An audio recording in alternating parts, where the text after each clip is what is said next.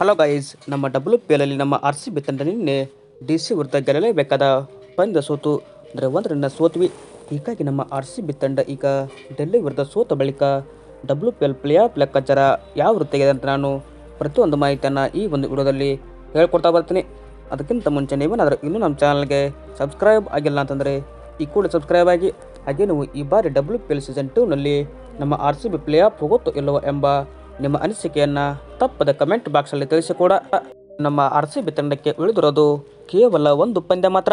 ಇನ್ನು ಅದು ನಾವು ಮುಂಬೈ ಇಂಡಿಯನ್ಸ್ ವಿರುದ್ಧ ನಾಳೆ ಆಡ್ತೀವಿ. ಹೀಗಾಗಿ ನಾಳೆ ನಮ್ಮ RCB ಗೆದ್ದರೆ ನೇರವಾಗಿ ನಾವು ಈ ಬಾರಿ ಏನಪ್ಪ ಅಂದರೆ WPLಗೆ ಪ್ಲೇ ಆಫ್ಸ್ಗೆ ಎಂಟ್ರಿ ಕೊಡ್ತೀವಿ. ಅಂದರೆ ನಾವು 1 ಗೆದ್ದರೂ ಕೂಡ ಈಗ RCB ತಂಡ ಪ್ಲೇ ಆಫ್ಗೆ ಎಂಟ್ರಿ ಕೊಡುತ್ತೆ. ಇನ್ನು ಮತ್ತೊಂದು ತಂಡದ ಸೋಲು ಗೆಲುವಿನ ಮೇಲೆ ನಮ್ಮ RCB ತಂಡ ನಿಂತಿದೆ ಅಂತ ಹೇಳ್ಬೋದು.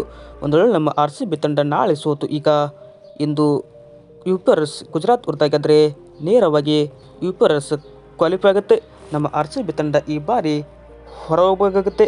ಇನ್ನು ಮತ್ತೊಂದು ಏನಪ್ಪ ಅಂದರೆ ಗುಜರಾತ್ ಜೈಂಟ್ಸ್ ತಂಡ ಕೂಡ ಇಲ್ಲಿ ಬ್ಯಾಕ್ ಟು ಬ್ಯಾಕ್ 2 ಪಂದ್ಯ ಗೆದ್ದರೂ ಕೂಡ ಗುಜರಾತ್ 6 ಅಂಕ ಆಗುತ್ತೆ.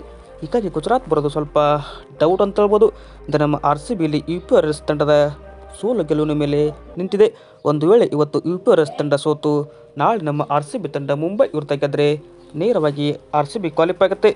ಇದಾಗಿತ್ತು ವಿಡಿಯೋ ಇಷ್ಟ ಆದರೆ ಲೈಕ್ ಮಾಡಿ. Thank you.